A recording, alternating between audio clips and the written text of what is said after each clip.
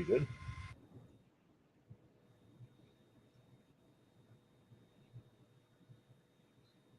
There we go. Am I supposed to be here, or am I supposed to be watching the live streaming, or do you care?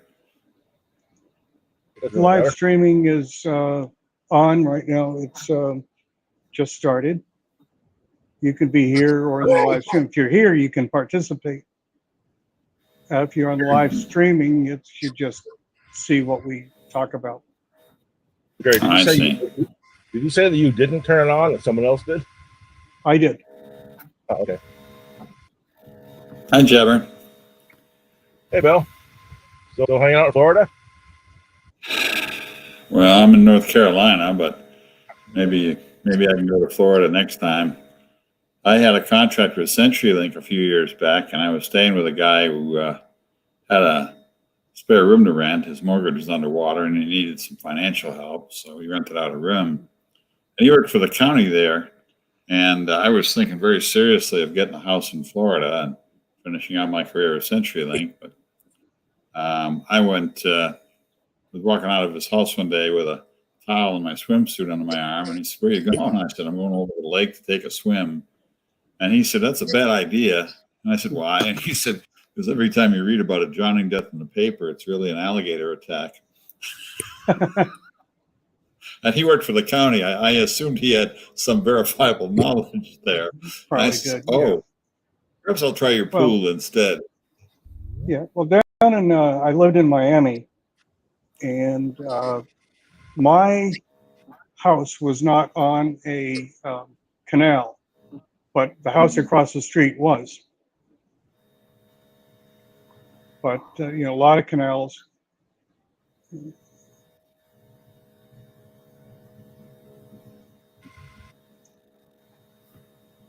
Yeah, I was looking at places that had canal access, and I was thinking of getting some little runabout or something and fooling up and down the canals, or going out to the larger lake or ocean, depending on the place. But the knowledge that I might find an alligator sleeping in the boat, well, that sort of put me out Florida, and I decided I'd settle someplace with a little bit less wildlife. Then again, I have an MP4 file of a local bear going through my trash a few weeks ago. So I guess you pay your money and you take your chances.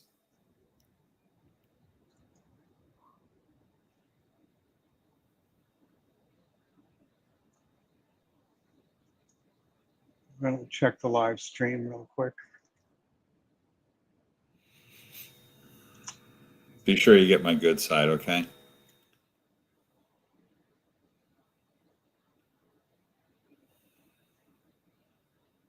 Yeah, it's fine.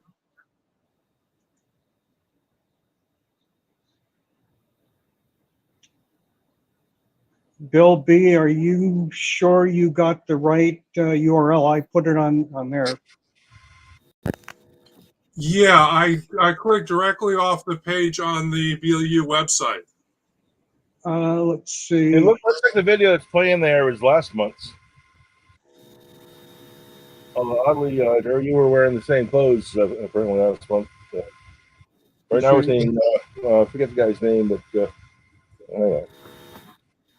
there, dude.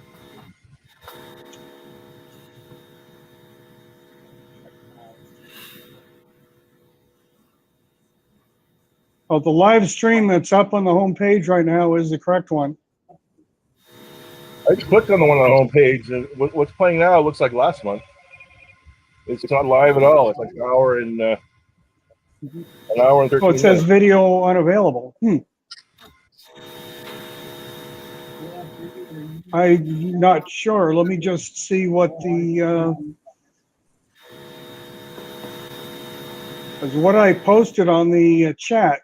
Here's what I'm seeing from that link. Oh, there you go. That's last month's meeting. Yeah, it seems like sometimes it works and sometimes it doesn't. I think this might be a YouTube problem. Maybe they have some kind of system that like archives things. It doesn't put them up immediately. Yeah. Well, I checked this URL that I put on the chat, I cut and pasted into a tab, and it was the live stream because it came up with Bill Horn, and then my tab blew up. This is Bill Bogson again, Jerry. Sometimes when I click on it and start up, it seems to come up, and other times again, it's not available anymore. Yep. So I don't know what it is. Like I said, I think it might be a YouTube problem. It could very well be. So it is the correct URL because I put it into the text file on the server. Bill, are there any black helicopters circling above you?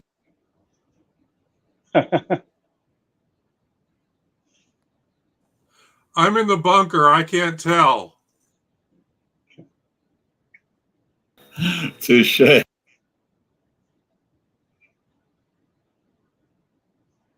Speaking of Bill, where's Ricker? He's usually here.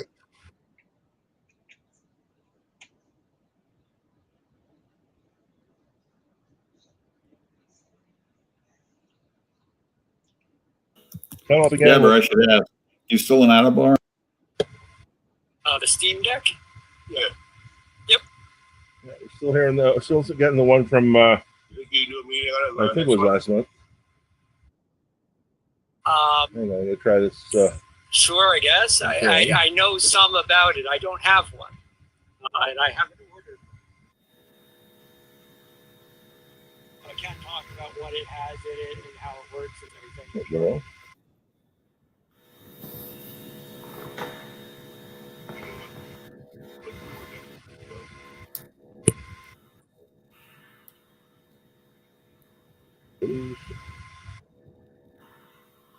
It's not even coming with the same URL.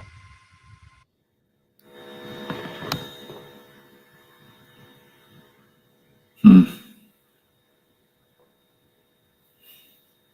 saying this video isn't available anymore. And then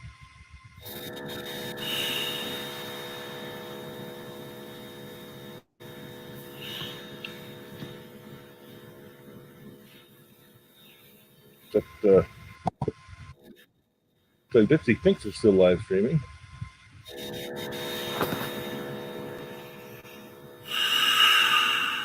It has been for 25 minutes.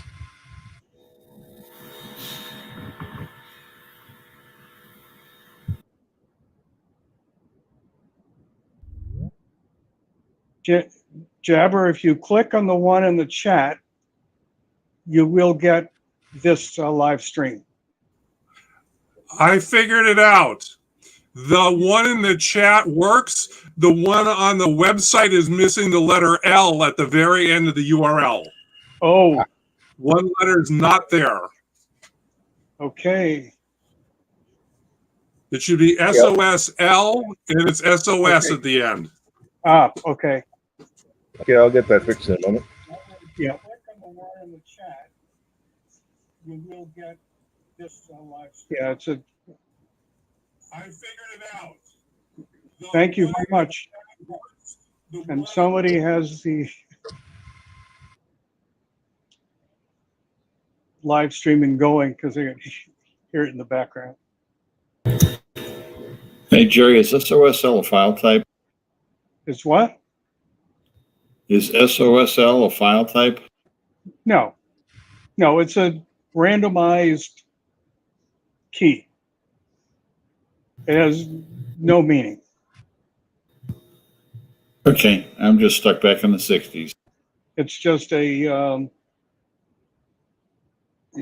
it's a randomized name that YouTube generates for the stream.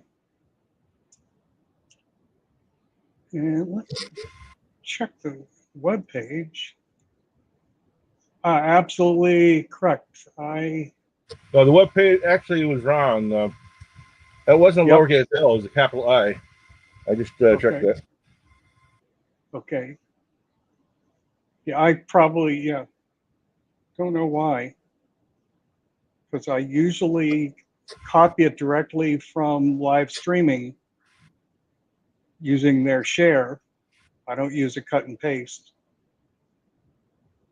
So don't know why. And I Okay, edited it into the text file with Vi and probably cut it off by mistake when I put in the quote mark. Editing mistake. I'll take the blame for it.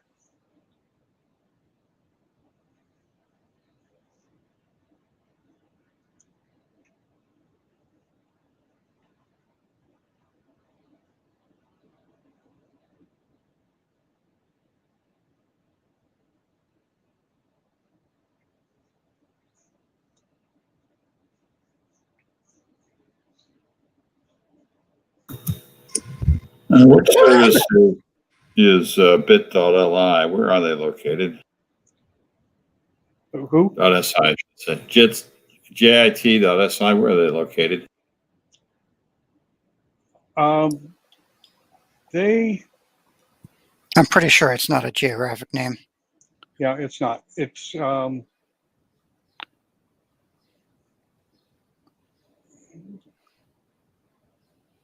not in Boston, but I'm not sure where they're located. It's not an Israeli company, is it? What? It's not an Israeli company, is it?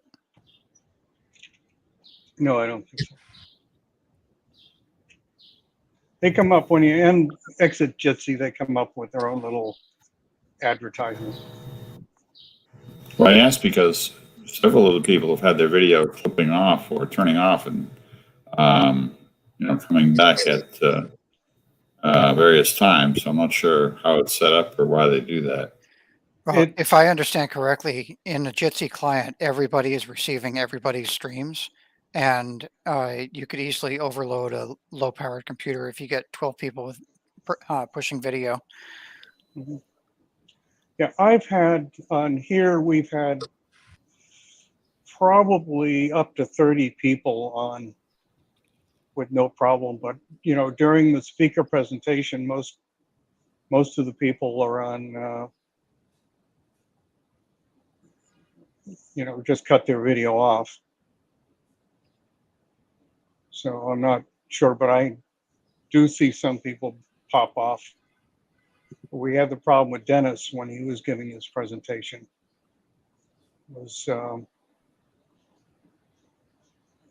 When he'd go off in the middle of his presentation when he was sharing a screen. We'd lose the share.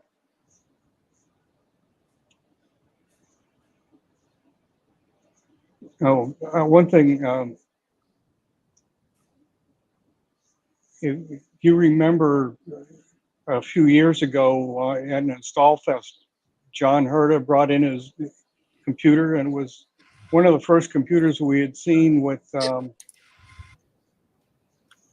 secure boot. And I think Dick Miller was there. Dick Miller tried to work on it all day and couldn't get it working. Of course, Dick won't do anything other than Ubuntu. So I took it home, I put Fedora on. Fedora went on perfectly. Well, just recently, John's computer wouldn't boot. And it looked like it might have been a disk failure. Looking at it, but was hard to do, and it wouldn't boot from my USB sticks. And so he dropped it off at Dave Kramer's funeral. I picked up his computer and worked on it. And I found that the memory stick that I was using for Fedora was apparently a bad stick, wouldn't be recognized by his computer, but I had an Ubuntu stick that was recognized fine, and I did that to copy his home directory, which he had 3 copies of. And I then just put Fedora 36 on his system. I just Ever find an old home folder in an image of a thumb drive that contained some other stuff from another device from like several different copies and revisions back, and you have no idea if you ever saved what was in that home folder or not? Yeah. Yeah, he asked me about backup, and when he picked it up yesterday, but yeah. There's archivers and there's copiers and there's everyone else, and I'm a copier. I have a pile of crap from old devices I need to go through. I've been saying it for 15 years. Yeah, I do too. I have sorry. Go ahead.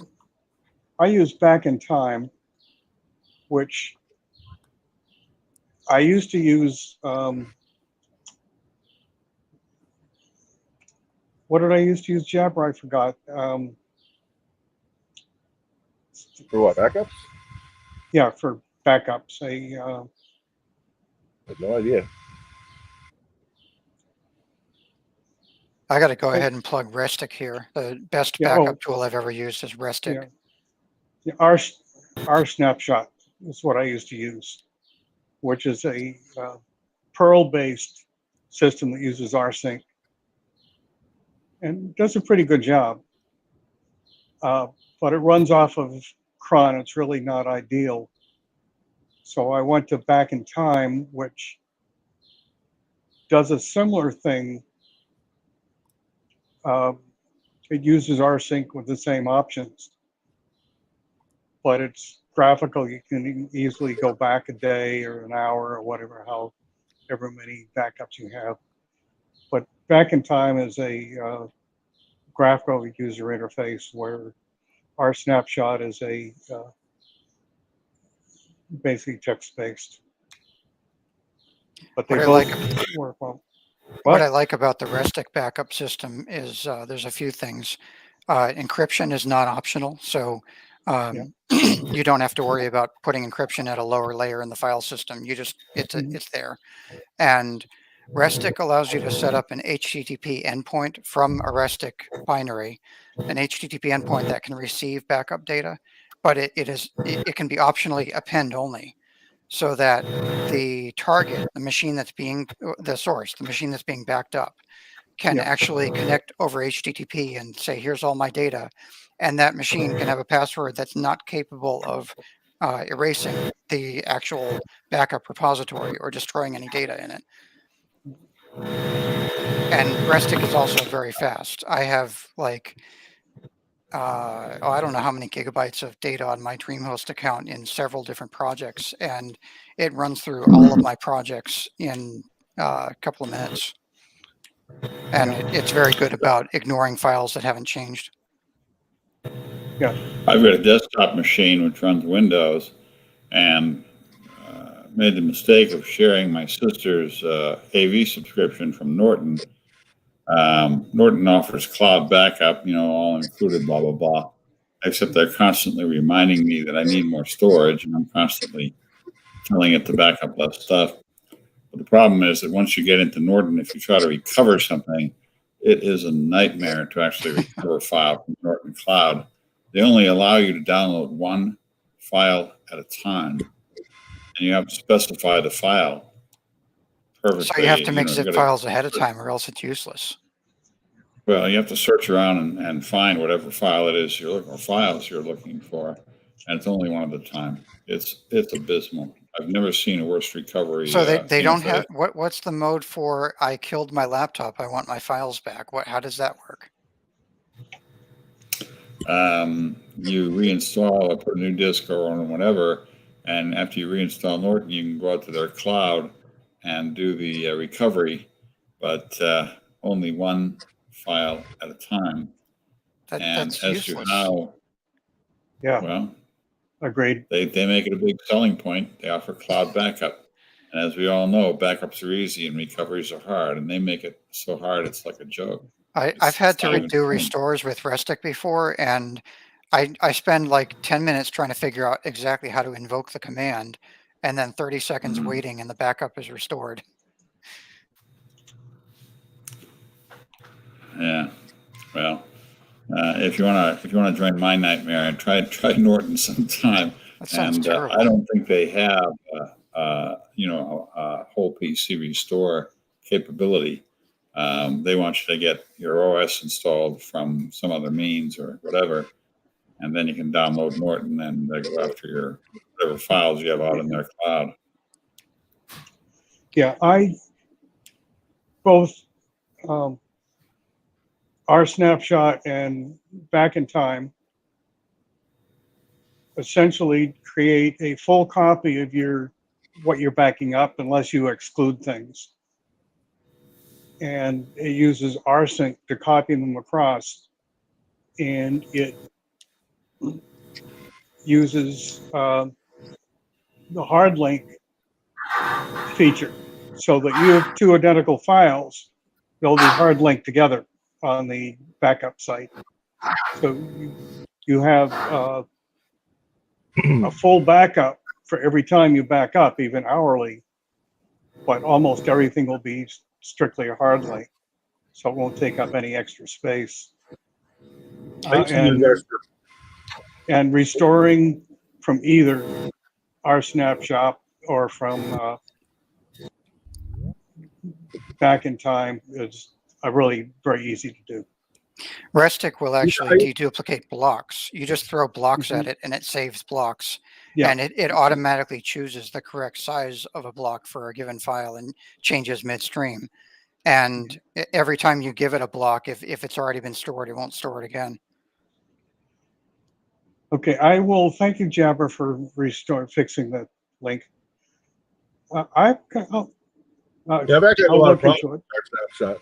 What I ended up doing, I didn't like the way it was behaving, so I basically used just the Clarba for the daily backups, and I rolled my own for the monthly and annual backups. What I found it was doing, which made no sense at all. I mean, the monthly backup should have been every month, but it was like every 3 months or something. Probably because I had more than. Well, I also had weekly backups too, and I guess the number of backups being retained was more than enough to get into next month. Then it would just take the last daily daily backup, however old it was, became the weekly. The last weekly backup, however old it was, became the monthly. Right. Yes. So I used just the Clarba for daily and nothing but daily, and then I rolled my own thing to do everything on the first of the month, for the monthlies, and for Sundays on the weekly backups. And that's the way our snapshot works. And switching to back in time, I really don't even look at it unless I need to restore a file or something like that. But and my earphones are starting to are yelling at me to recharge, so I'm going to switch my earphones for a second.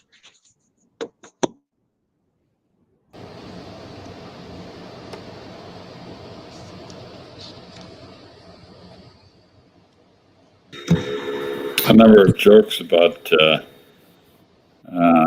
batteries come to mind.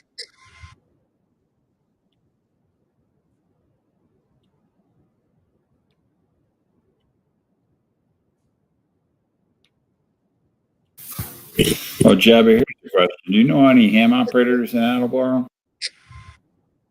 No, I've never looked into him.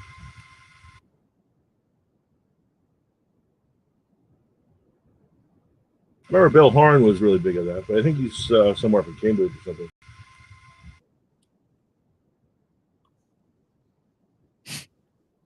I mean, Willem.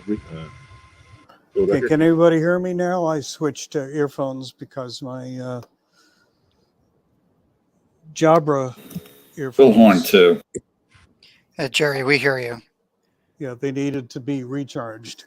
Your mic is a little more narrow bandwidth, but it sounds fine. Yeah.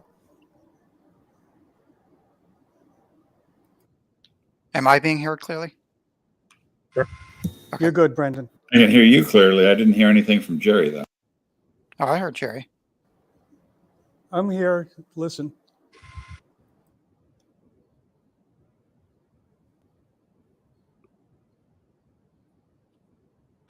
Ten past 7, so I guess we may as well start the presentation then.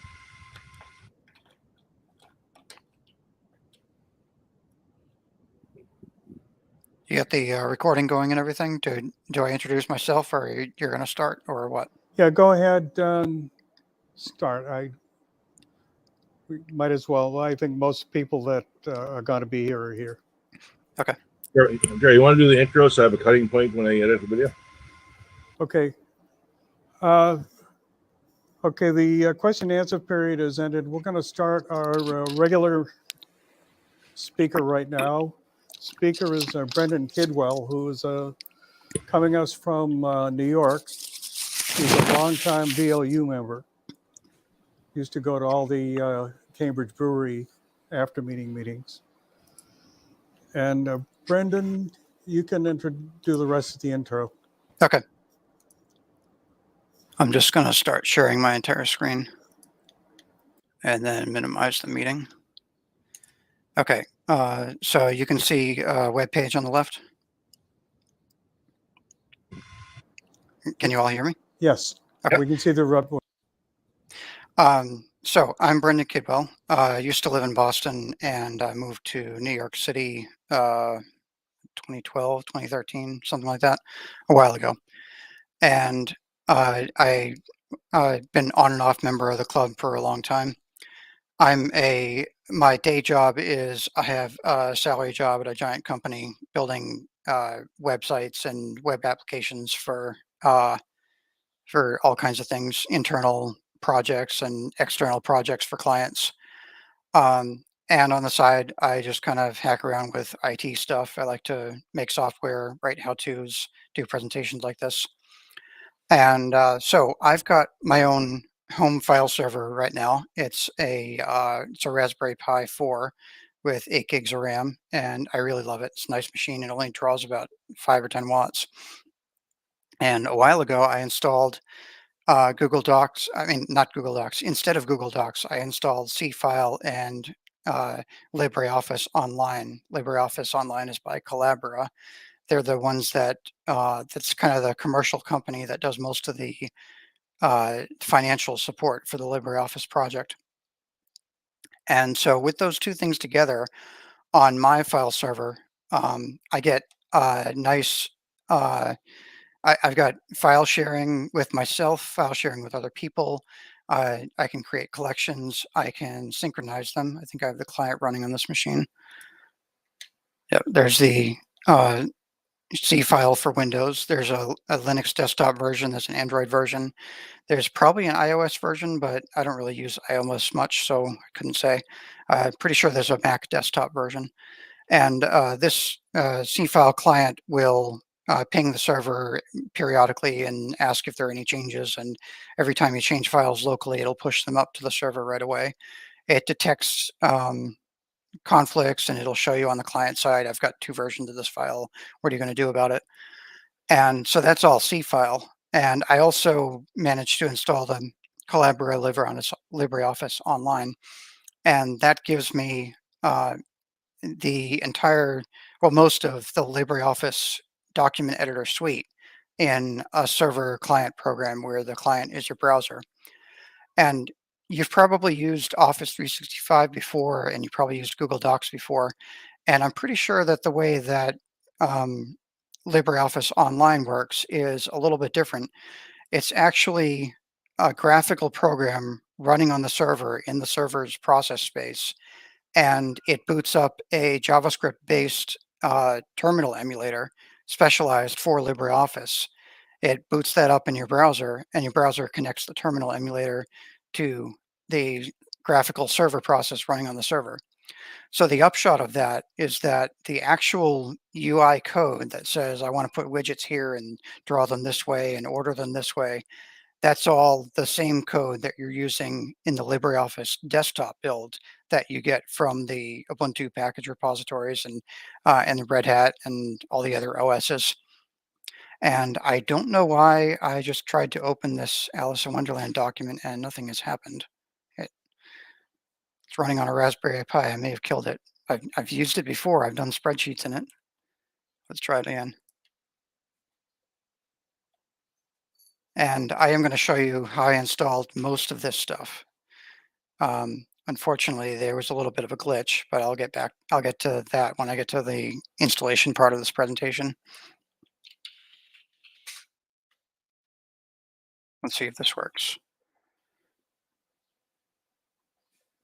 Oh, okay, there's a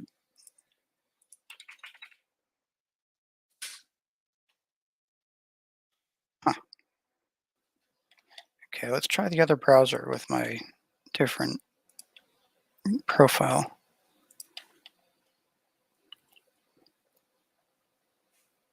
This is going to be a whole presentation of failures. I am excited about these products, but this is definitely not for people who, this isn't your first server build project. I have no idea why the other browser environment with a different profile wouldn't load this document, but this is what the word processor looks like. The ribbon, I'm not sure if you can change it from a ribbon to a regular menu, but this is the same set of widgets that are in your desktop version. And on the right-hand side, the style palette and all the other palettes that you can show up over here, they're all the same. I converted this document from HTML just before the presentation. I don't know why the images are dead, but if you insert images, it does work. Basically, the products work, but as you'll see when I get to the installation part of the presentation, I had a lot of trouble, and this isn't amateur stuff. It isn't just download it and run a simple PHP program and install Apache PHP plugin and you're good to go. It's a lot more complicated than that. And I'm not going to go through every single detail, but I wrote up a lot of it in the how-to document, and we're going to go through it. So feel free to interrupt me as I'm talking. And oh yeah, also I forgot to mention this presentation is licensed under a CC license, Creative Commons Attribution Non-Commercial Share Alike 4.0 International. That's the license on my website. And you can follow along with the how-to, unfinished how-to, as I present. You can go to www.clump.net and just follow the link on the homepage to the first featured article. Anybody have any questions before I move on to how to install this? Okay. So installation-wise, I had to cut a little bit out of the agenda because I had some trouble last night, and that's why I'm telling you this is not a project for amateurs. I don't know if it's because I'm using my Raspberry Pi as a proxy between me and the public internet, because that's the machine that's listening on port 80. I thought I had that working last night, and I started to set up Let's Encrypt, and Let's Encrypt is like, oh, I really need to connect on port 80 if I'm going to do web-based authentication of your host name. Oh, by the way, if for anyone who doesn't know, Let's Encrypt is a free public certificate authority. If you can prove that you own a subdomain or a host name on a domain, if you can prove that you own it either by editing DNS or by putting a public file on a certain URL on HTTP plaintext port 80 on that host name, either that or DNS, putting a secret token there, then it will give you automatically a free certificate for TLS that lasts for, I think, 3 months. They may have shortened it, but the idea is that everyone should now set up encryption on all of their websites, and there shouldn't be any excuses except that it didn't work. There shouldn't be any excuses, and you don't have to pay anything. You don't have to deal with billing. You just talk to the bot and it gives you a cert. So I was trying to set that up last night for SeaFile and LibreOffice together. SeaFile and LibreOffice Online really want to talk to each other with their the public internet host name that you have for the machine. And if it's private, if it's completely inside of a private network, then you don't really need encryption. You don't need HTTPS probably. But if you're going to be having it on the public network at all, if you're going to be using the sharing feature and give it to somebody else who's outside of your private network, if you're going to be doing that, you need to just set it up on the public network with a public host name, with a Let's Encrypt cert, or with a paid cert. And I was trying to do that last night and I got kind of stuck. Let's Encrypt would not work. Initially, I was using afraid.org DNS, which is public free DNS host names. And then I realized that Let's Encrypt only allows 50 certs per domain name per week. And that kind of gives you trouble when you're sharing a domain with thousands of other people on afraid.org. So we'll cut that out of the how-to. I tried to use my own domain name, glump.net. That's mine, and I don't have a lot of services running on it. And I tried to set up host names for this demo on that. And I just literally could not get Let's Encrypt to talk through my proxy server all the way back to my demo server to do the handshake and get it done. And this was like an hour ago, and I was just like, well, screw it. I guess we're just going to be talking about everything but Let's Encrypt and everything, and not LibreOffice Online, because I'm not going to get that integrated with SeaFile. So what we are going to cover is, I'm going to assume you have a blank Ubuntu 22.04 virtual machine. You could use any other OS. SeaFile is not locked to Ubuntu, but that's what I use, and that's the way this demo is written.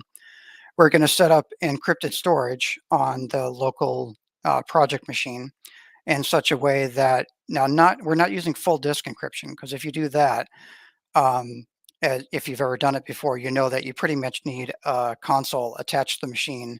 You need that console online every time you reboot the machine. It comes up and displays, I need a password, and you type it on the keyboard and you keep going. We're not going to use full disk encryption.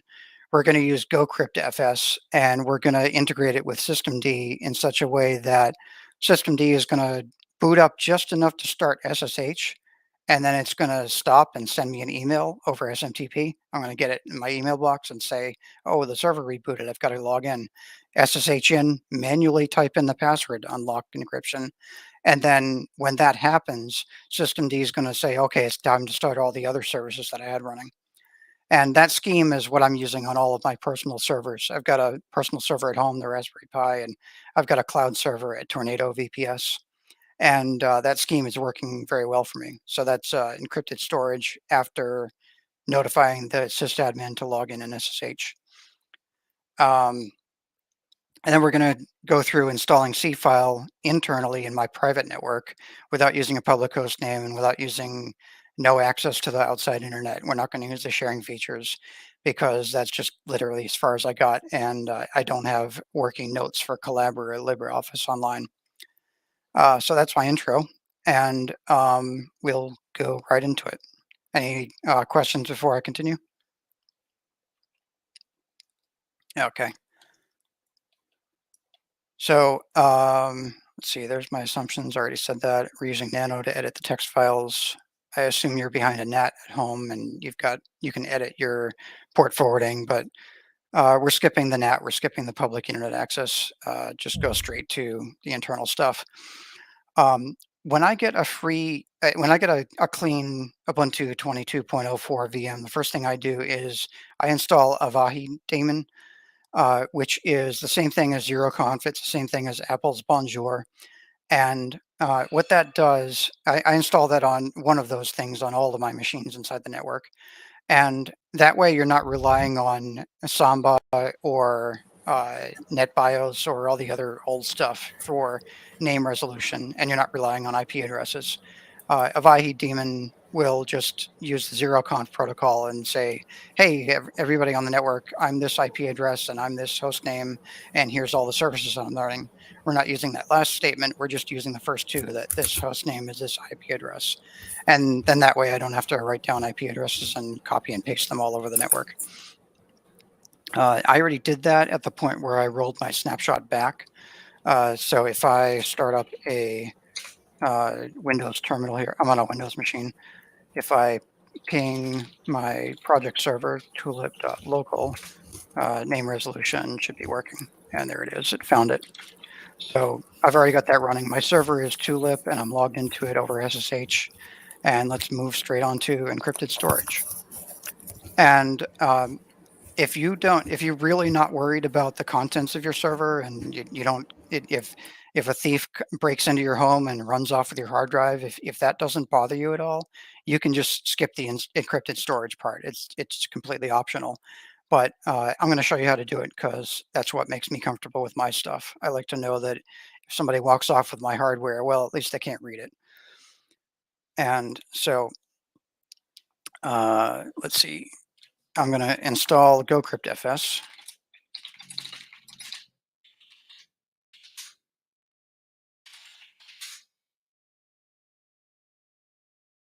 None of these steps will take too long.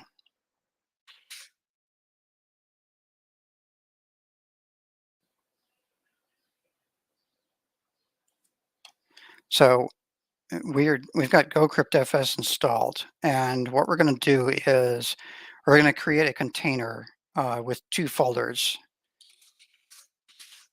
Under the SRV folder, that's where you store stuff that belongs to services on this machine. Where's my mute key? I'll just hold on a moment. Excuse me. So in the SRV folder, we're going to create 2 folders to contain the encrypted file system. We're going to create a priv.encrypted, and that's going to be the encrypted version. And then the priv is just going to be a placeholder for the overlay file system that is GoCryptFS. So I'll go ahead and do these commands now.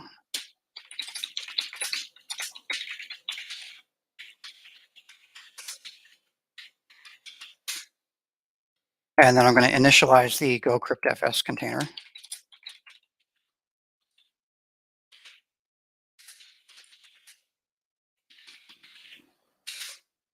Okay, now it's going to ask for a password. This is it wants a new password now. Think of a password, record it however you can that is secure so that the thief can't find it, and do not lose it. If you lose the password for an encrypted container like this, the only way you'll ever get the data back is if you've managed to guess your password. If you can't guess it, you're never going to see it again, probably. I'm just going to use my weak project password for this, for the demo. Here's your master key. That master key is stored in the gocryptfs.conf file. If you screw up that file, you're going to need that key again. So save this in your password file as well, if you'd like, or just hope for the best, whatever. Moving on, let's test mounting it.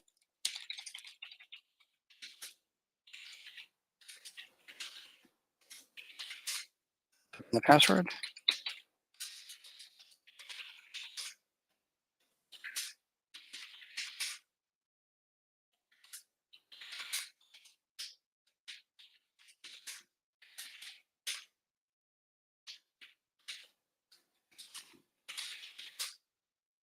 Mounted under /serve/priv. And do stuff with it. That's good. So that's initialized. And now we want to put it into FS tab and do all the systemd stuff I was talking about.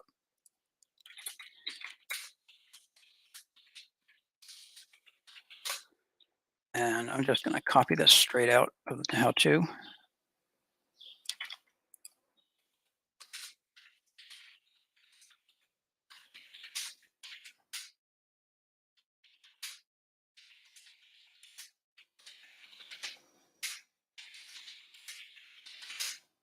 And testing it. It works from SF tab.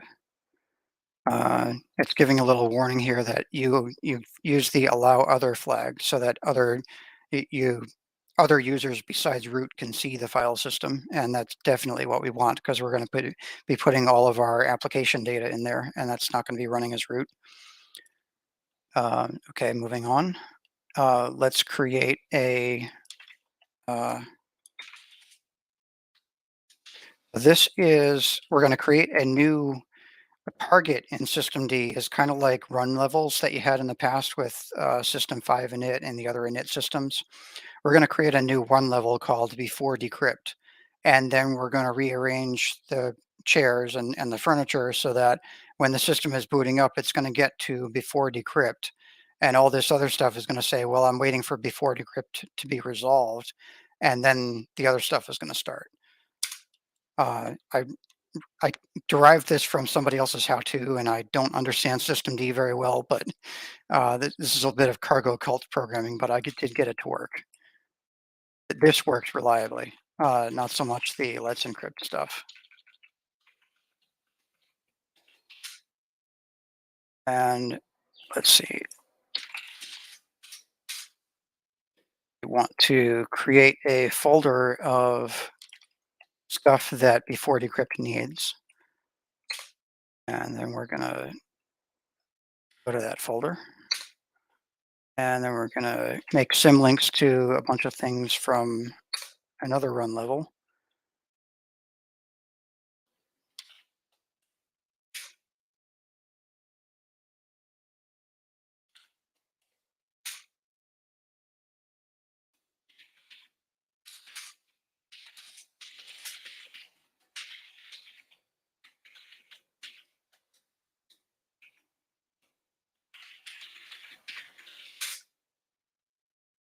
Create a decrypted.target.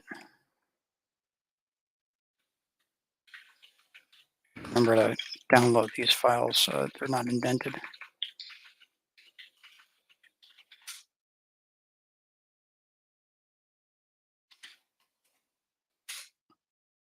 Now this is a service that is going to actually unlock.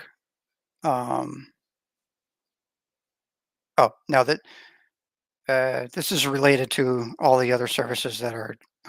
I don't know where I am in the how-to now, but just cargo cult all this stuff and it'll work great, or it'll destroy your system, one or the other.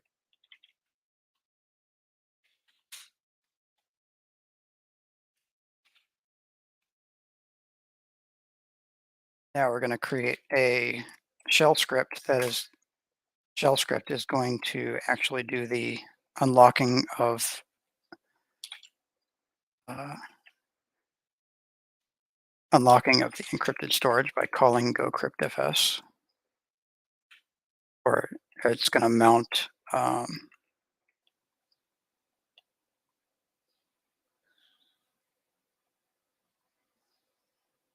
I've lost track of where the actual mount command was. It's in here somewhere. We're having fun.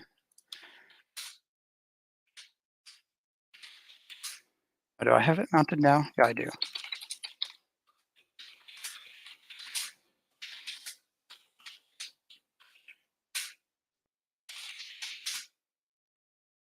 Okay, that worked. And if I run it again, it's going to say you've already got it mounted.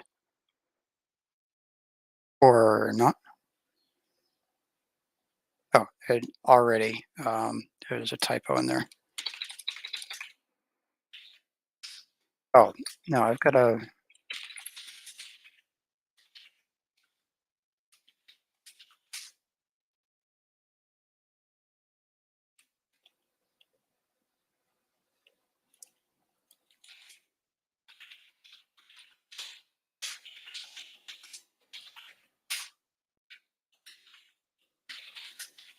Oops. Okay, I'm already mounted. Blah, blah, blah. Okay, that's done. Now let's do the sending an email after rebooting. So,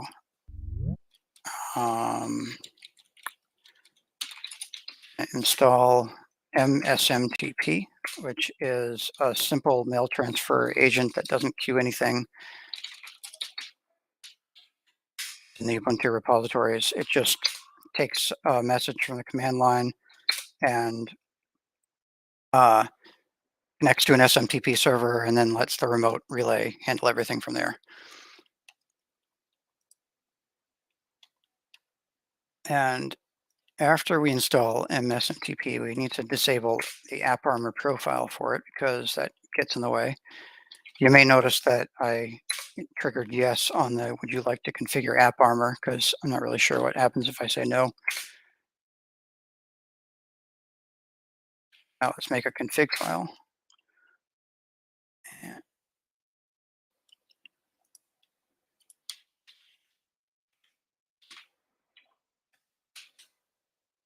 Now, I've got to stop sharing my screen while I pull my app password out of my password file, and then I'll start sharing again.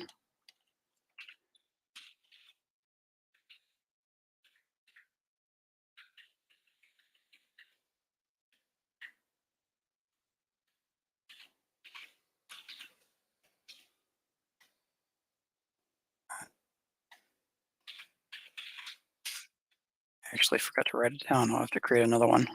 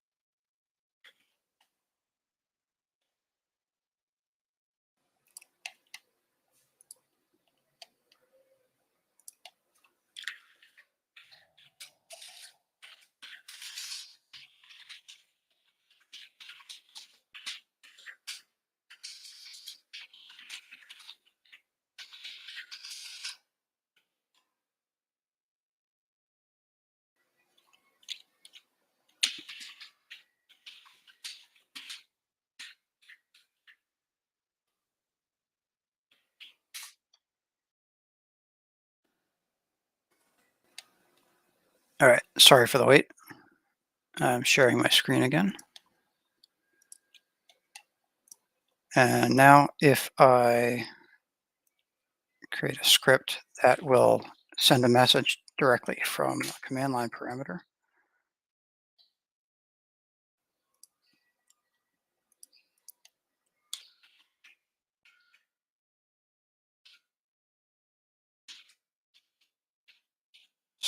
I need to fill in my address in here.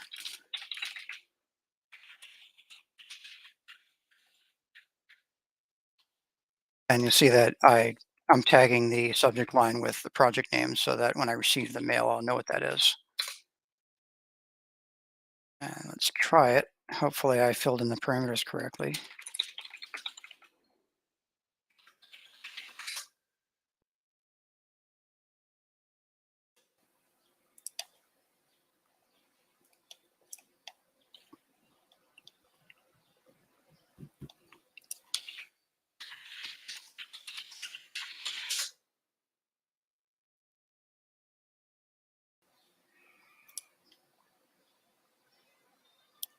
I'm guessing it didn't work right. Oh, fastmail.com. I'll be back in a moment.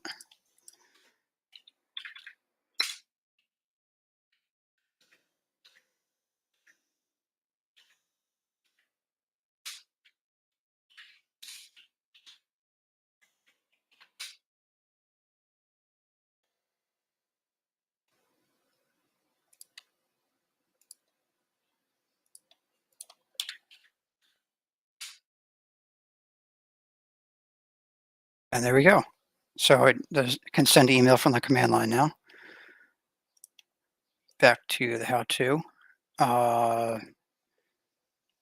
Just need to enable the service. Or did I create that service? Nope, I need to do that.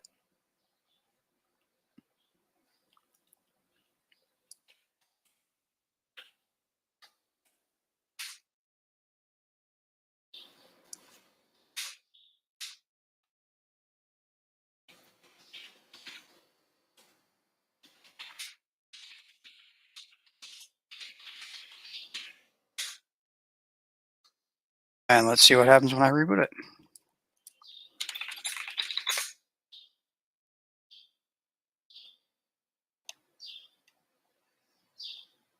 Uh, 1939 is the previous one. It's booting up.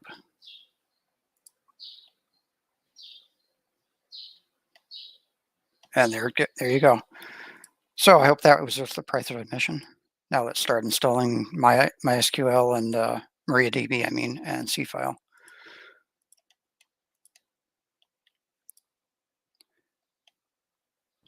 And don't forget, now that we've set up the encrypted storage, we actually have to run that unlock script every time. That's the whole reason for that email is now I've got to log in and run unlock.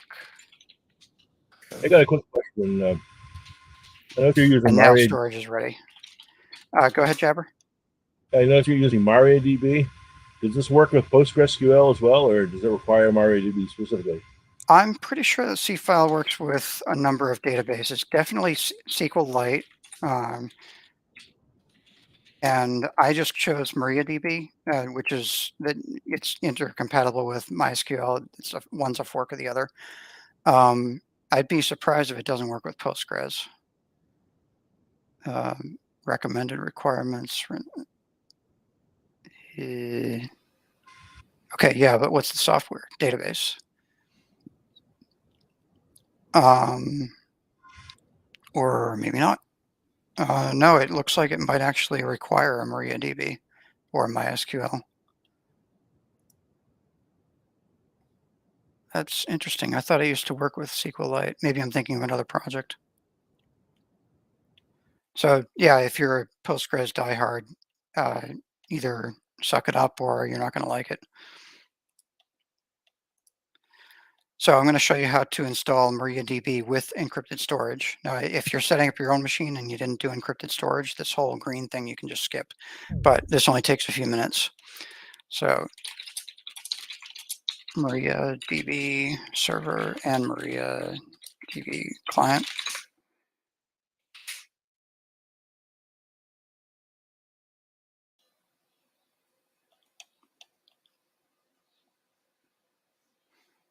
And this block here, I'm just going to copy and paste the whole thing. This is going to stop MariaDB. It's going to make a directory called servpriv, that's my encrypted volume, /var/lib. And then it's going to move the MySQL folder from the root varlib folder to the priv varlib folder that's under the encrypted tree. And then it's going to create an empty directory where I moved the MySQL folder out of, make that directory owned by MySQL. MariaDB uses the codename MySQL because it's a fork. And then I'm going to create an entry in FS tab to say bind the servpriv var lib MySQL folder to var lib MySQL. And that has the effect of relocating MySQL's data directory to the encrypted container. And we've already programmed systemd so that it doesn't start services like this until after I do the unlock script. So let's go ahead and do all this.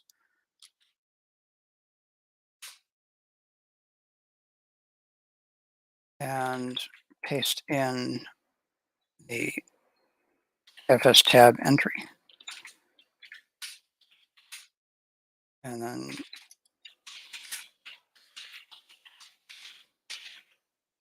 I need to add in here, take out this comment and say we need to mount /var lib MySQL.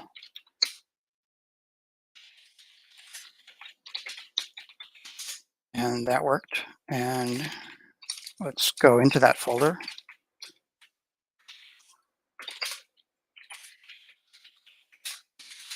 There's my MySQL data, still there. And start my Maria back up. And now Maria is installed, but it's not configured yet. We need to, oh, no, it is configured. We just need to create the databases for the Tulip project. So SeaFile uses three separate database schemas, and I'm going to call them SeaFile, SeaFile Hub, and SeaFile CCNet. I don't know which is which as far as the databases are concerned, but there's two different SeaFile processes. One is the front-end HTTP server that does the web pages, and then the other one is SeaFile Hub, which is the back-end REST API to your files. And I think the SeaFile client on your desktop talks to the SeaFile Hub, and the web page JavaScript talks to SeaFile Hub. And SeaFile CCNet, I don't even know what that is for, but I don't think it's a separate process, but it needs that database. And I'm just going to copy and paste this into here, one of them.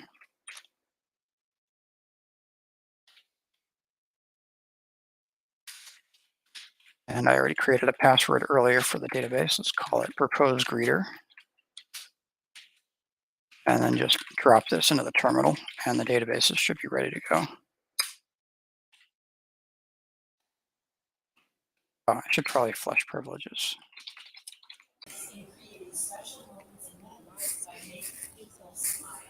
Okay, back where we left off. We're going to it should be. Okay. We're going to skip DNS, that whole topic, because that's for public host names connecting into my server. As I described in the beginning of this presentation, I was not able to get my notes ready in a state that actually worked. So we're just going to skip that. We're only going to access my SeaFile project from inside of my local network. And so here's the steps to install SeaFile. It doesn't take that long. We need to install some Ubuntu packages for Python. I'll paste that here. And then we need to install some PyPy packages using the pip command. Which services do you want to be restarted? All of them. Here's the PyPy packages I want.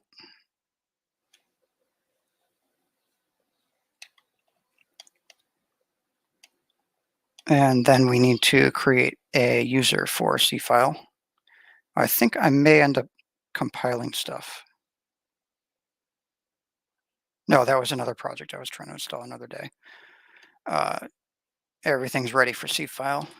Create a user, create a system user called SeaFile. It's going to go in the home directory. Password, same project password. Don't need any of these fields. And let's see. First, I'm going to do a terminal multiplexer. BYOBU. This is a nice little tool that comes with Ubuntu. And if you set it for screen mode, then all I remember and all I need to know is Control AC. Oh, I've got to say screen mode, number one. Okay, Control AC creates a new window. And Control A switches windows.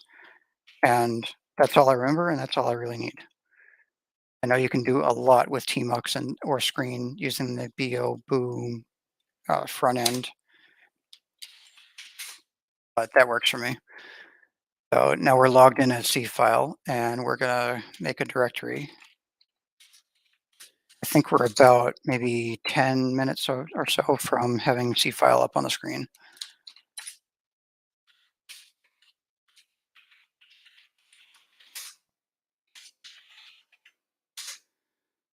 And we're going to get this URL from the install using MySQL instructions. Scroll down to, where's the tar?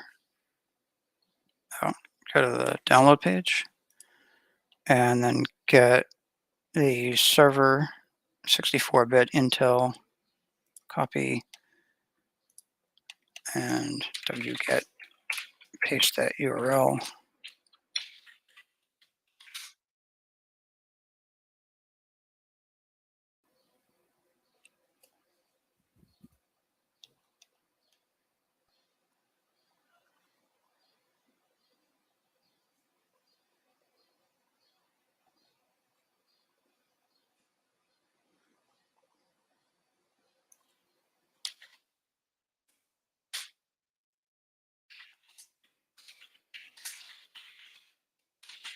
And SeaFile likes to keep all the installed packages you ever installed. It likes to keep them all under the SeaFile folder.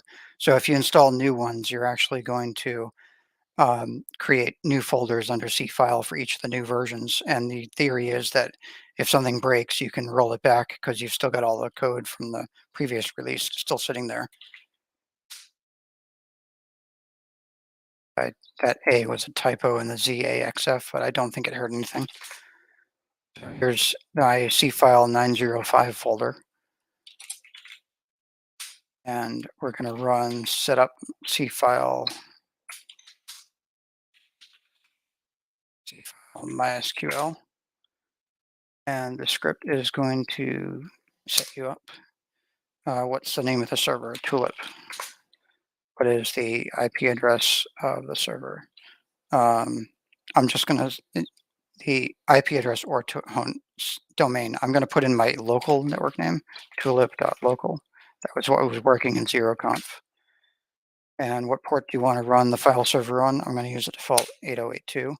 It does not ask you what port you want to run the main front end server on. It's going to put on port 8000 by default without asking if you want to change it. But I do have instructions in my how-to for how to change that if you wanted to. Do we want to create a new database? No, we want to use existing because I already created that in the previous step. The MySQL server is localhost 3306. The user is SeaFile. And the password is in this file over here.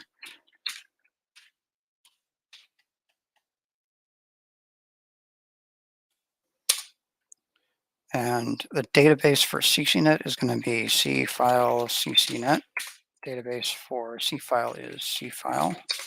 And the last one is SeaFile Hub.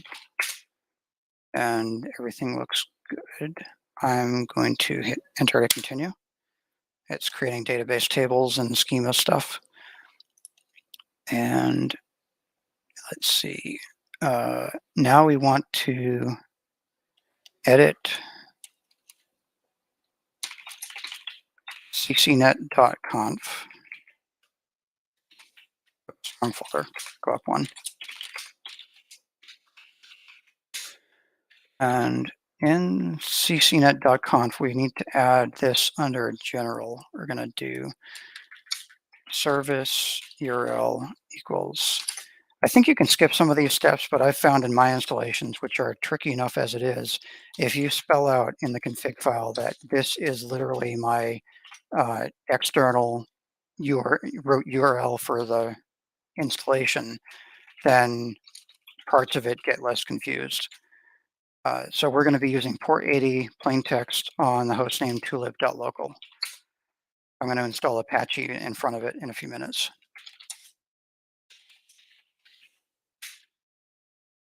It's not sudo. Service URL, it got it right in here, tulip.local. File server root. I guess I need that stuff.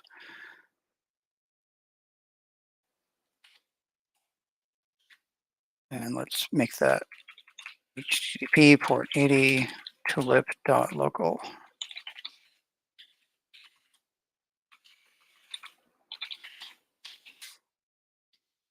And I think Windows and Linux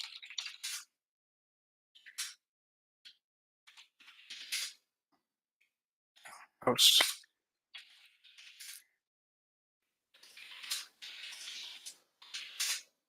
I think Windows and Linux. Oh yeah, when I set this up the other day, I spelled the name wrong.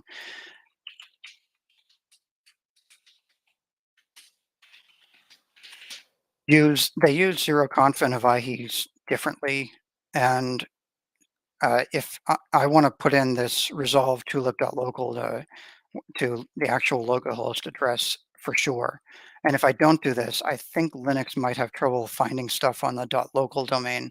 I think it just wants no domain at all for it to work. But if I put that in there, I've hard-coded that host. It's definitely going to resolve the host that I just put into my service URL and file server URL. Now we need to create a service description for systemd. And I'm in my Brendan user again. That's the one that's the sysadmin of the machine.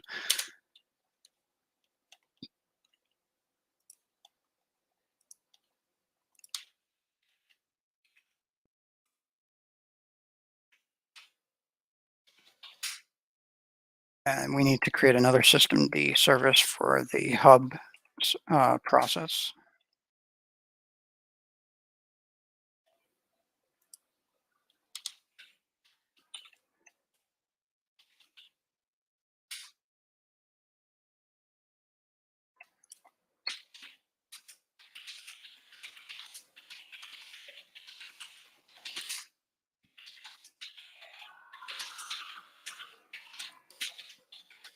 Hopefully I won't get any errors from this.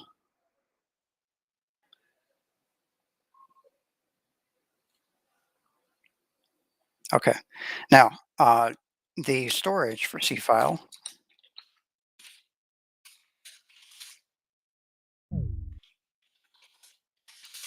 Storage for SeaFile is under the home folder, which is not currently encrypted. Also doesn't have any files in it yet.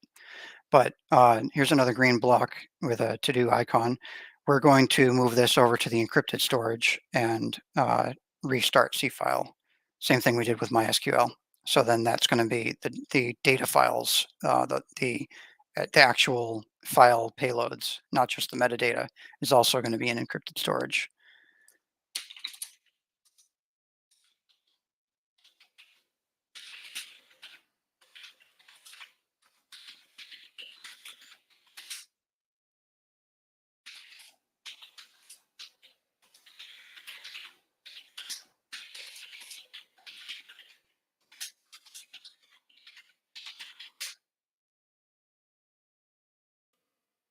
Worry about that socket file.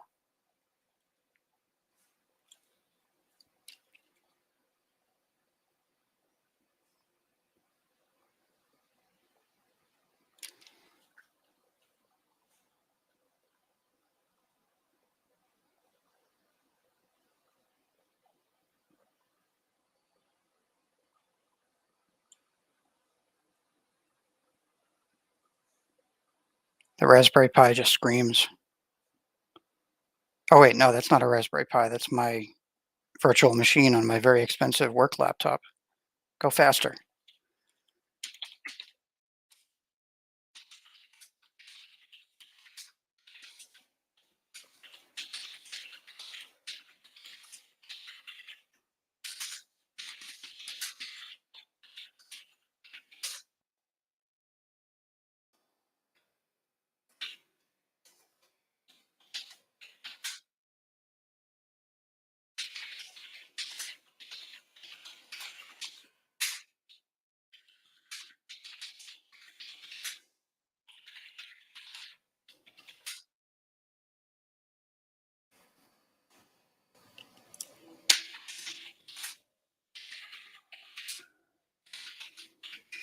So now home/SeaFile is mounted from serve priv.encrypted/home/SeaFile. And I've got a party going on downstairs. I hope you can't hear that.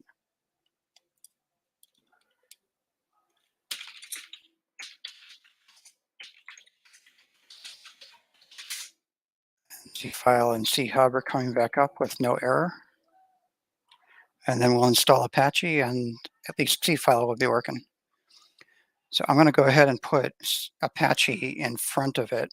And the reason I'm installing Apache here is because this is a home file server that might end up with a lot of services running on it.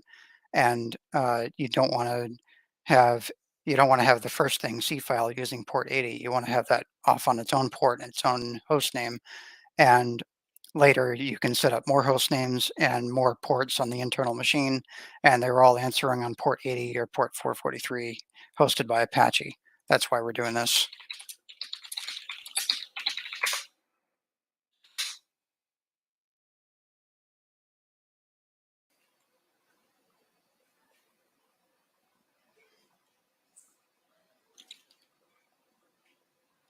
So I installed the system package for Apache. I'm going to enable a couple of Apache modules, which services should be restarted. They don't need to be.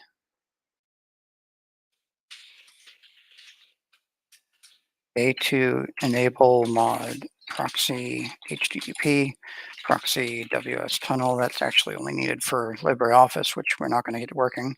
And we probably need rewrite.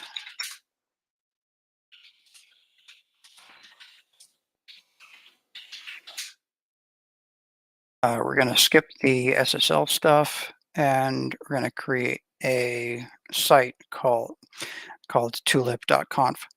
Now, if you're a Red Hat CentOS person, you might be familiar with the way HTTPD from Apache is installed in CentOS. I'm slightly familiar with it. I'm much better with Ubuntu, but I am aware that Ubuntu does this system with the layout in /etc/Apache2.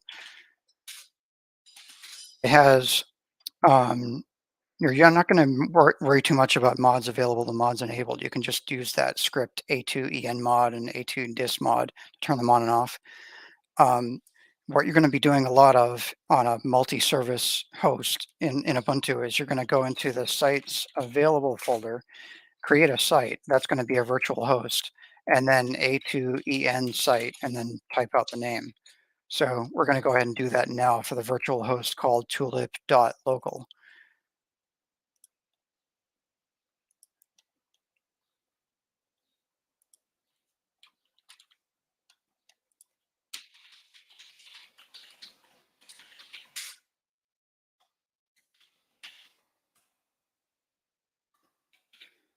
And port 80 tulip.local.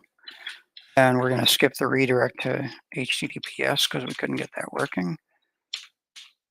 Skip the SSL config. There's the SeaFile stuff. We're forwarding SeaFile. CF HTTP is a shortcut that goes to that SeaFile hub service. That all looks good. The main program is running on the root path of port 8000. And then we do sudo a2 site tulip to system control reload Apache. And now let's close all these other windows and go to tulip.local.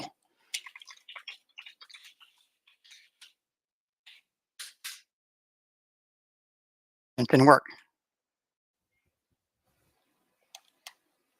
What did I do wrong?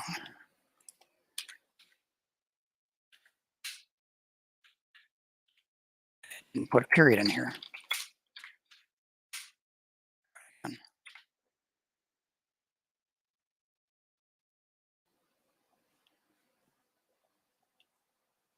And congratulations, SeaFile is online.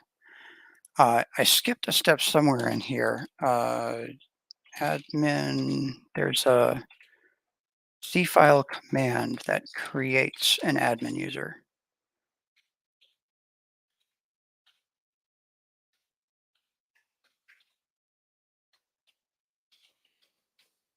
Over to my SeaFile window, and I want to run root home/SeaFile/SeaFile server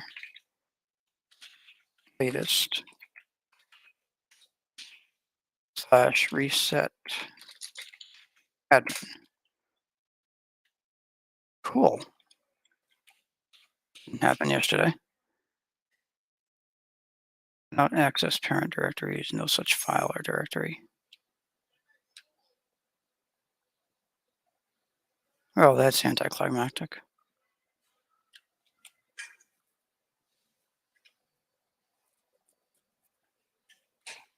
Let's try going into that folder.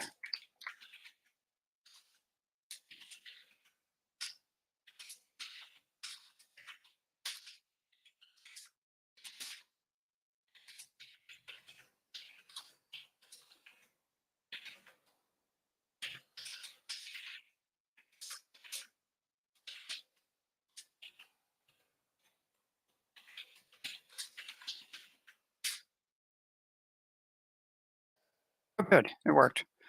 Email address, .net, password, project password.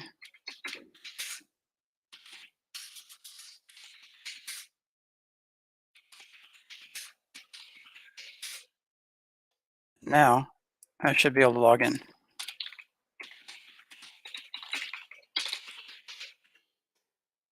And by the way, funny thing about SeaFile, you can't, I don't know how to change this. Remember me for 7 days. Why can't you remember me for a year? But it does allow the browser to save the password. Some sites prevent that for some reason. Welcome to SeaFile, yada, yada, yada. Here's your empty repository. So that ends the installation demo. And now we'll basically move into a Q&A. And does anybody want to demo any certain features or ask questions about the product?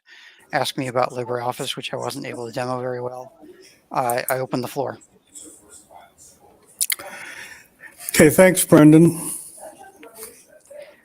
And just to reiterate, this demo was supposed to have LibreOffice by Collabora, the online web application, and I wasn't able to get it to talk to SeaFile and SeaFile to talk to LibreOffice and get Let's Encrypt working. And I just had to cut myself short and say, this is as far as I got.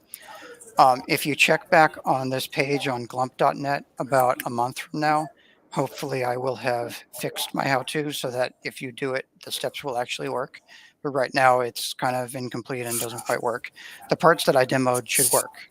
And all I can say is come back later and ask me in next month's meeting in the Q&A beforehand how I'm doing.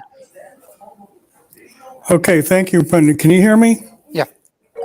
Oh, Yeah, good. I did hear you. I just kept on talking when you stopped. I had to swap headphones because my microphone on the wired earbuds wasn't working too well. And if nobody has any direct questions about the presentation, I have a question. Why do you have personal servers in the cloud or at home? And why do you use Red Hat or CentOS, or why do you use Debian or Ubuntu? Willie Williams was trying to ask a question, although he's muted right now. I didn't hear that clearly. I heard somebody uses CentOS. There's someone named Willie Williams. He's got his hand up, indicating he wants to ask a question. Oh, go for it. I stopped sharing so I can see the chat. Willie asked that In the chat, can this be installed on Nginx?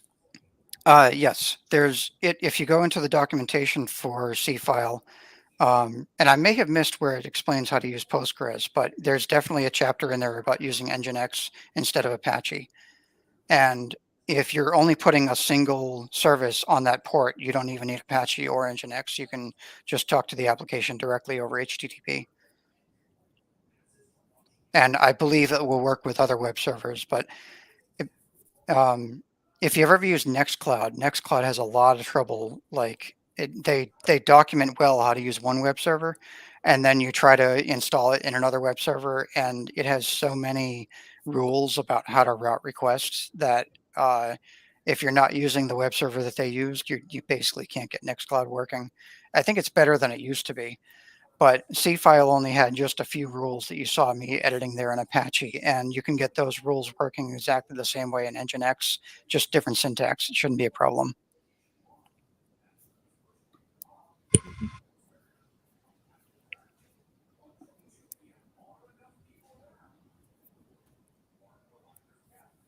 What's the difference between SeaFile and Nextcloud? So Nextcloud is a fork of OwnCloud. OwnCloud went corporate and kind of anti-free software a few years ago. I don't remember exactly what the story and the scandal was, but the Nextcloud and OwnCloud ecosystem are sort of a server in a box kind of platform. It's like Android or iOS for a web server environment. And they want to be the one place where you go to for sharing everything with yourself or sharing everything with your teammates. And that includes you install the file serving app. That's the core utility. But then you can install a mail program on top of that. You can install a task list program. You can install database programs. There's all kinds of apps that you can install into OwnCloud and Nextcloud. And if you're trying to install, if your home server is a Raspberry Pi, that sort of thing might be a little bit of overkill for you. And while I can get LibreOffice and SeaFile to run on my Raspberry Pi, if I was to add Nextcloud into that mix and it wants to install all these apps by default and it's got all these processes running, I might quickly run out of RAM or run out of CPU power for whatever's going on in the background. And the administrative overhead I found is a lot simpler in SeaFile. I couldn't get SeaFile and LibreOffice to work very well with each other, but installing SeaFile by itself is pretty easy if you understand how to configure web servers and host names and stuff. So long story short, I think SeaFile is simpler to install and manage, and it does not have apps that you can install. Thanks.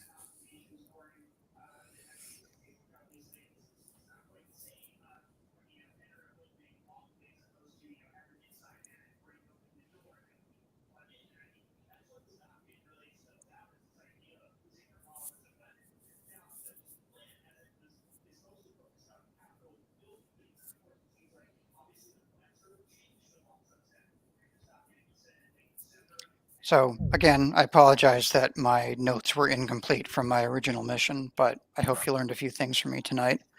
And I hope that I can Yep. at least present a complete document with the original vision by the middle of next month. And you can ask me in the next month, before the next month's presentation, how I'm doing with that. Okay. We'll do that. So thank you very much. Thank you. Okay. Thanks for having me. Can you email me a copy of the notes so I can post it on our website? Just go to glump.net and look at the first feature article. That's what it is. Okay.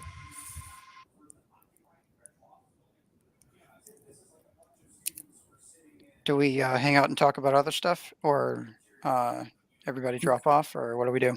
Whatever you want to do. Okay, I'll hang around.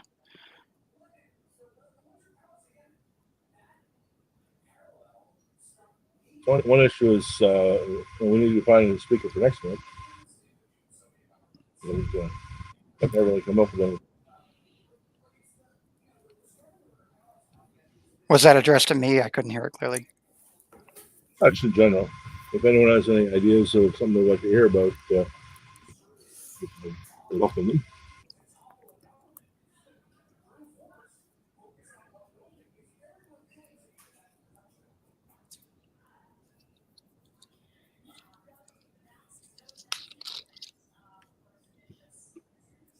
Okay, you mentioned something about you have a server in your basement you need to install in the rack. Yeah, I've had it for about a year since I moved in here. I was going to put CentOS on it. We talked about that a year ago. You might want to do Rocky. Might want to do Rocky instead of CentOS. Yeah, I can't. Yeah, I would use Rocky. I can't do it here because I really don't have the room. It's a pretty loud server, so I have to wear good noise canceling earmuffs to run it. But I'm trying to remember the guy that we got it from. He'll come to me. He had a stroke last year. But we all went up to Jackman together. I gave him a ride home from Jackman.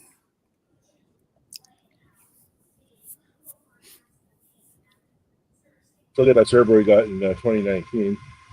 Kind of stacked under a couple other things. Check things out and then find them to set up so I can do it. So. Yeah, it's a decent server. I mean, one of the best things about it, it's free. You can't beat that price. Yep.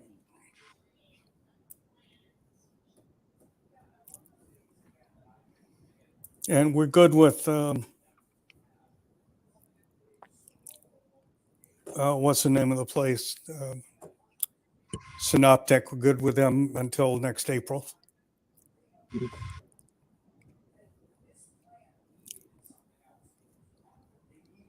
What's happening next April?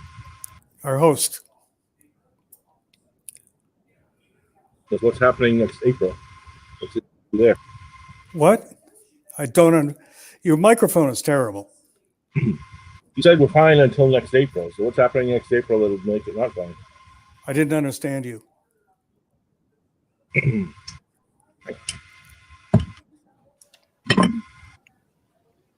my audio settings. Yeah, every time you talk, you get a background noise. I don't know what it is.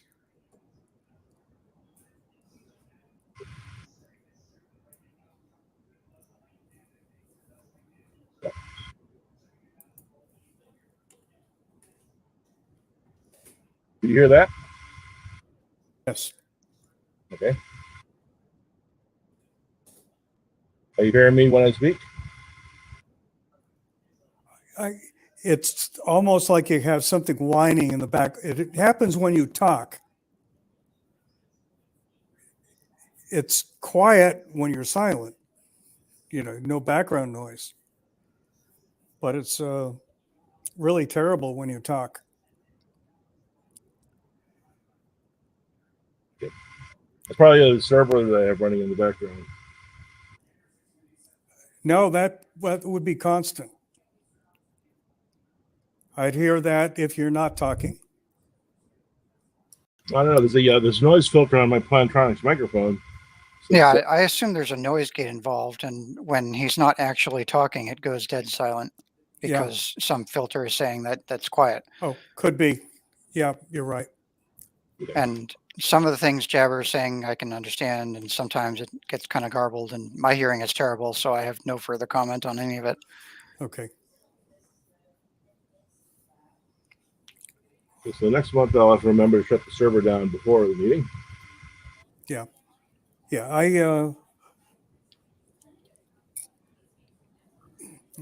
see an audiologist every week for breakfast on Sundays, but not professionally. Her sister owns the restaurant we have breakfast at.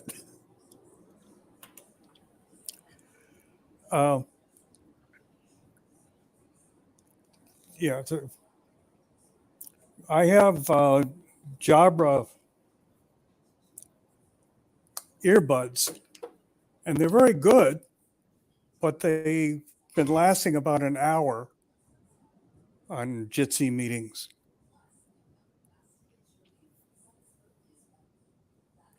And my Samsung earbuds are really good for watching TV and stuff like that. They last 3 or 4 hours, but I have trouble getting them connected to Bluetooth on Linux. I wasn't leaving anything to chance. I used a wired gaming headset with a USB adapter. Which is exactly what I have on. I did have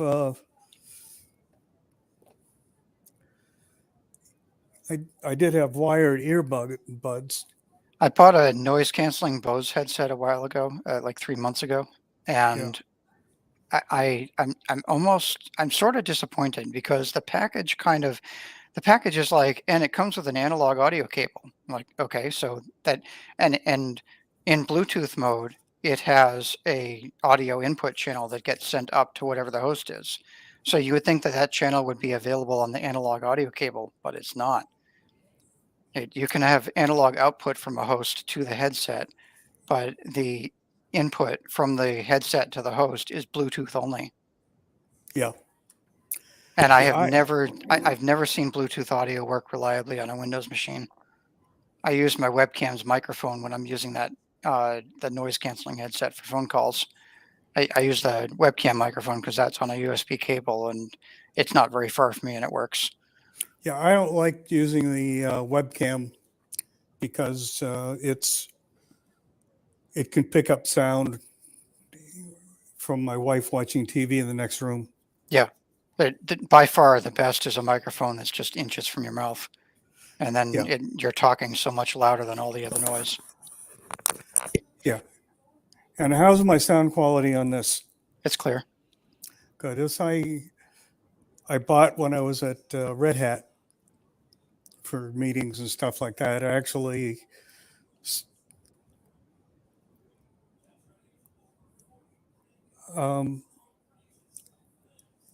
I can't give it to you off the top of my head. The specs, I can give it to you later. I sent them to you once. It's a 1U system. But I'll give you the specs later. Okay.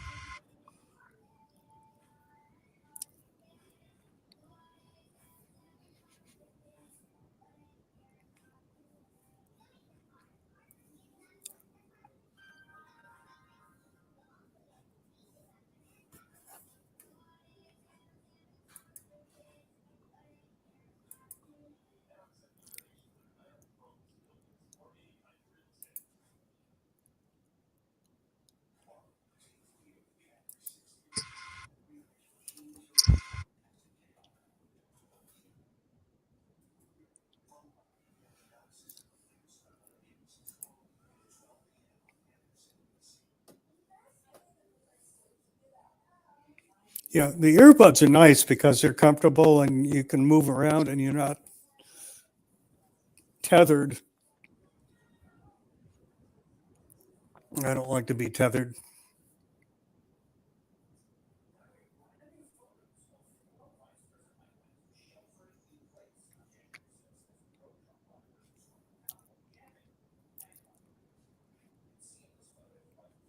Maybe I'll go down to Micro Center and see if they have a good Bluetooth headset. But I think when you have the wire and have a good headset, you get the decent sound quality and everything.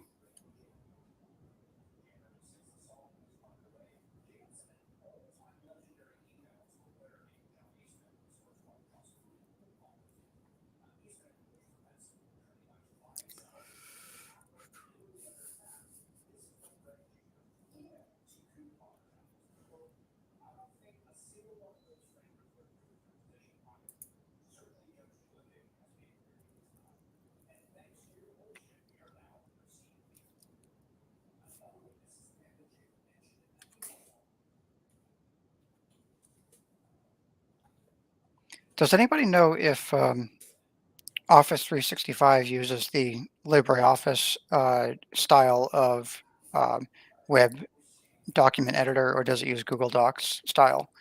By that, I mean, is Office 365 a graphical program running on the back end on the server and you're just using a dumb terminal? Or does Office 365 load a whole big fat client into the client machine, run that in the browser? I think it's probably the latter. It's like Google Docs fat client, but I haven't looked into it. Yeah, I know. I'm not a fan of Office 365 as a corporate captive user. No, I hadn't used Windows in years. And even when I was on IBM, I had my laptop was Linux. And they supported it.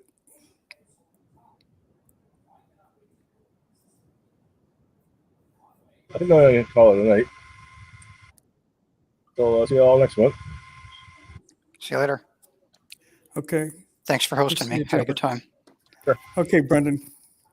Yeah. Thank you very much. It was a great presentation. Yep. Bye. Even though I didn't hear part of it. Oh, you lost some of it?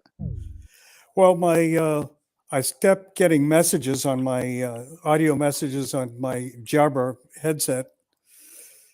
And lovely. Then I decided to go and see if I could get the